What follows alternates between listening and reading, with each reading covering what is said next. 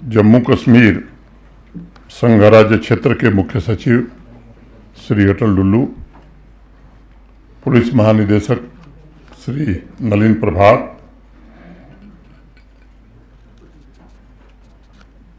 GOC 15 core lieutenant general प्रशांत Srivastava, Shri Amarnath ji shrine board के मुख्य कार्यकारी अधिकारी डॉक्टर मनदीप भंडारी,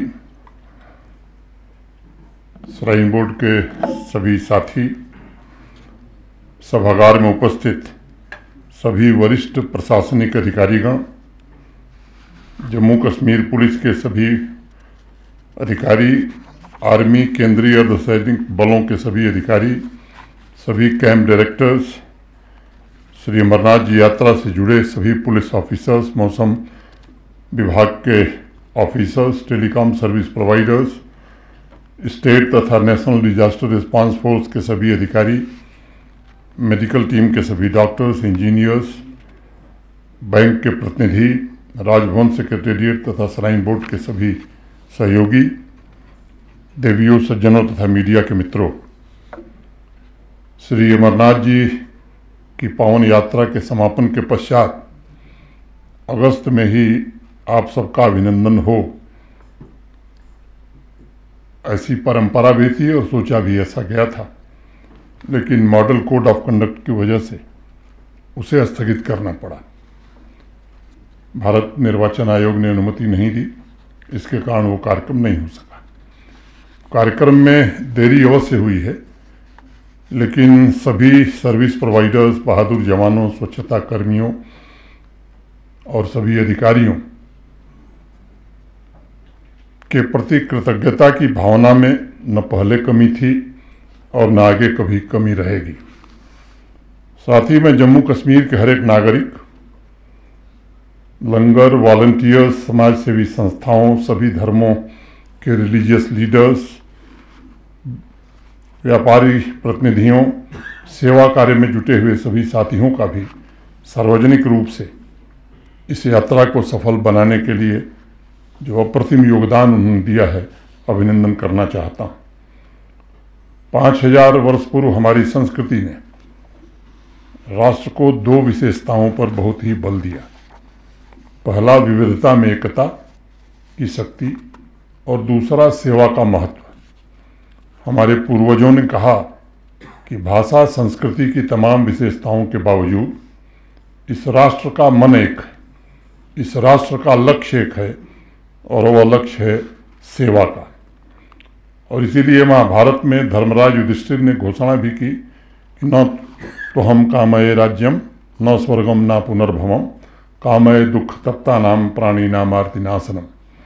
सेवा की ऐसी पवित्र भावना सदियों से हमारी परंपरा रही है और प्रतिवर्ष श्री अमरनाथ जी यात्रा की तीर्थ यात्रा में इसको प्रत्यक्ष रूप से आप सब ने अनुभव किया है, मैंने भी व्यक्तिगत रूप से अनुभव किया है।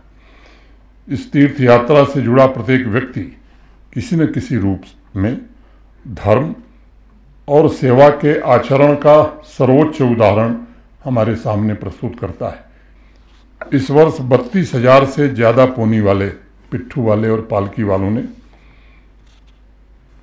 श्रद्धालुओं को कठिन रास्ते पार कराकर भगवान भोलेनाथ के दरबार में पहुंचाने में मदद की और अपना सेवा धर्म निभाया। इस कार्यक्रम के माध्यम से मैं उन्हें भी सम्मानित करना चाहता हूं तथा उनके प्रति श्राइन बोर्ड के अध्यक्ष के नाते और पूरे श्राइन बोर्ड की ओर से कृतज्ञता व्यक्त करना चाहता हूं। आप सब जानते हैं कि 52 दिन की लंबी यात्रा थी। 29 जून से शुरू होकर 19 अगस्त रक्षाबंधन के दिन समाप्त हुई। संख्या के बारे में बताया गया, लेकिन सामान्यतया पहले 25-30 दिन में ही 80 से 90% श्रद्धालु दर्शन कर लेते हैं।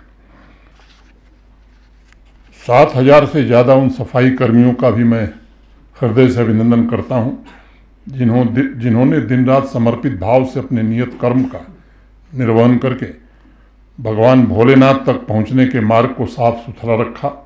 इससे पूरे देश में हमारी ख्याति बढ़ी। इस कार्य में 600 ट्रेंड वर्कर्स भी शामिल थे, 25 मैनेजमेंट स्टाफ, 24/7 यात्रा के दोनों रास्तों को स्वच्छ रखने में जुटा हुआ था। सॉलिड वेस्ट मैनेजमेंट के डिस्पोजल के लिए पिछले वर्ष की तरह इस बार भी जीरो लैंडफिल बेस्ड अप्रोच को अपनाया गया और मैं कह सकता हूं कि लिटर फ्री यात्रा के लक्ष्य को प्राप्त करने में स्वच्छाग्रहियों ने और हमारे अधिकारी साथियों ने बहुत ही महत्वपूर्ण योगदान दिया और पिछले बार से इस बार साफ सफाई बेहतर थी। चंदनबाड़ी और बालटाल दोनों जगहों पर 100 बेड के हॉस्पिटल की व्यवस्था थी। करीब 1238 डॉक्टर्स और नर्सिंग स्टाफ भी यात्रियों की सेवा के लिए दिन रात जुटा हुआ था। उसमें लगभग 617 स्टाफ जम्मू कश्मीर संघ राज्य क्षेत्र से बाहर से आया हुआ था और 621 लोग जम्मू कश्मीर के थे। दोनों यात्रा रूट पर लगभग 77 health care facility, 509 clinic bed facility और 26 ऑक्सीजन बूथ स्थापित किए गए थे। 1238 मेडिकल प्रोफेशनल्स ने एक संगठित टीम के रूप में तीर्थयात्रियों की सेवा की। इस अवसर पर मैं उनका भी अभिनंदन करना चाहता हूं। मैं श्री अमरनाथ जी श्राइन बोर्ड के CEO doctor Mandeep Bhandari, additional CEO Rahul Singh और उनके साथ काम कर रही पूरी टीम का भी हृदय से अभिनंदन करना चाहूँगा। Shri Amarnath ji shrine board team ने 24/7 पूरी श्रद्धा से लगकर सुरक्षित, सुगम और सुखद यात्रा के संकल्प को सिद्धि तक पहुंचाया है। पिछले कुछ वर्षों के अनुभव से जो सीखा गया उसमें सुधार की गुंजाइश कहाँ थी, जिसे ज़मीन पर और ठीक ढंग से इम्प्लीमेंट किया जा सकता है, इसकी कोशिश हुई। प्रतिदिन सुबह 4 बजे वीडियो कॉन्फ्रेंसिंग करना, सभी कैंप डायरेक्टर से, सभी लोगों से, पुलिस अधिकारियों से, डीसी से, डिविजनल कमिश्नर से, और दिन भर उसकी मॉनिटरिंग करना। इंटरवेंशन के अतिरिक्त रात के 8 बजे फिर स्टेक होल्डर के साथ दूसरी कॉन्फ्रेंस करना। और राहुल को तो मैं देखता था 5 दिन बाद मैंने पूछा कि सोए कब तुम, तो कहा साहब बस यात्रा ख़त्म हो जाए तो सो लेंगे। सच्चे मन और पूरी श्रद्धा और क्षमता से किए गए कार्यों का परिणाम है कि हर संभव ऐसी व्यवस्था की जा सकी ताकि श्रद्धालुओं को किसी प्रकार की असुविधा न हो। सुरक्षा की बड़ी भारी चुनौती थी और मैं कह सकता हूं कि सुरक्षा से जुड़े बड़े अधिकारी से लेकर के सिपाही तक एक साथ मिलकर के जिस तरह का इंतज़ाम किया, तो ऐसी सुरक्षित यात्रा, इसके कारण पूरे देश में एक वातावरण बना है।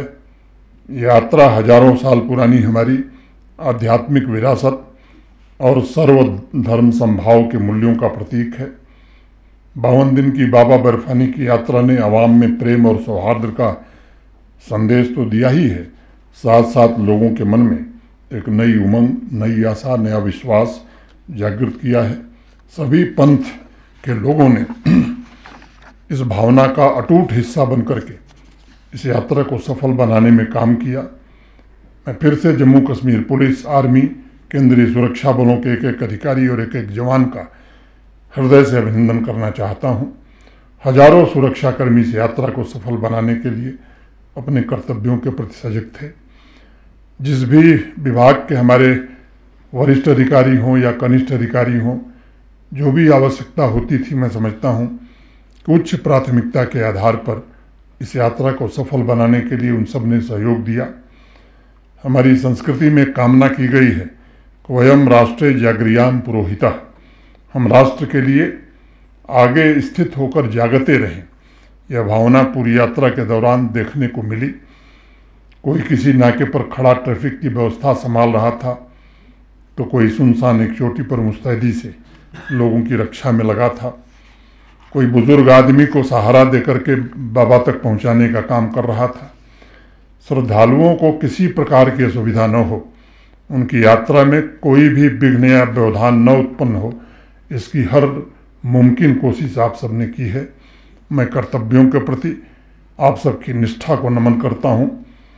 सभी जवानों, सभी अधिकारियों का हृदय की गहराइयों से आभार व्यक्त करना चाहता हूं। सभी स्टेक होल्डर्स के परिश्रम, सेवा और सहयोग से हैसल फ्री यात्रा आयोजित करने में जम्मू कश्मीर प्रशासन सफल रहा है और मैं कह सकता हूं कि देश के कोने कोने से आए हुए 5 लाख से अधिक श्रद्धालु यही अब जम्मू कश्मीर के ब्रांड एम्बेसडर हैं देश में। वो अपने साथ जो सुखद स्मृतियां लेकर गए हैं वो इस संघ राज्य क्षेत्र की प्रतिष्ठा में वृद्धि करेंगे और यहाँ की अर्थव्यवस्था में भी योगदान करेंगे। RFID prepaid system, Srinagar airport से चार्टर सेवा, इसका जिक्र हो गया है। मुझे लगता है कि इसके बारे में exclusive point two point wireless based internet services, power grid, ये सब चीज़ें कर दी गई, ग्रिड पावर। अंत में मैं विश्वास के साथ ये कह सकता हूँ कि अमरनाथ जी की सफल और भव्य यात्रा पिछले 4-5 वर्षों में जम्मू कश्मीर में आए सुखद बदलाव का ही प्रतिबिंब है। 1,40,00,000 नागरिकों के संकल्प, उनके पुरुषार्थ एवं त्याग से इस संघ राज्य क्षेत्र की सामूहिक शक्ति सुरक्षित, समृद्ध एवं शक्तिशाली जम्मू कश्मीर का निर्माण कर रही है। जम्मू कश्मीर का विकास और सामान्य नागरिकों के सपनों, आकांक्षाओं को पूरा करने के प्रयास हुए हैं और उसका परिणाम है कि बाबा भोलेनाथ भी प्रसन्न होकर के सुखद तीर्थ यात्रा से लेकर हर सेक्टर की योजनाओं को भी सफल बनाने में अपना आशीर्वाद देते हैं।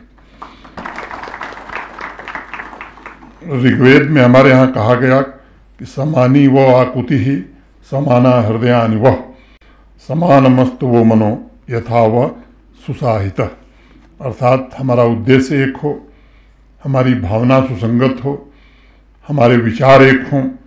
आप सभी इस भावना से निरंतर काम करते रहे हैं। अपनी क्षमता का विकास भी आपने किया है, उत्कृष्टता के ऊंचे से ऊंचे मानदंड आपने स्थापित किया है। आज आप सभी का अभिनंदन करते हुए मैं अपने को सौभाग्यशाली मानता हूं। ये बेईमानी होगी अगर मैं माननीय प्रधानमंत्री जी और भारत के गृह मंत्री जी का आभार न करूं।